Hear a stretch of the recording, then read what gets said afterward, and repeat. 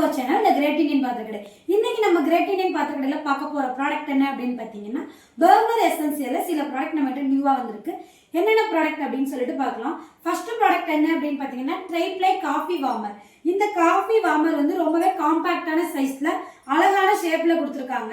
இதுல வந்து ரெண்டு சைஸ் அவைலபிளா இருக்கு. என்னென்ன சைஸ் அப்படின்னு பாத்தீங்கன்னா 10 cm 500 ml 12 cm 900 ml. இந்த ரெண்டு சைஸ்ல காஃபி வார்மர் அவைலபிளா இருக்கு. அடுத்த ப்ராடக்ட் என்ன அப்படின்னு பாத்தீங்கன்னா ட்ரைப்ளை மினி கடாய் செட்.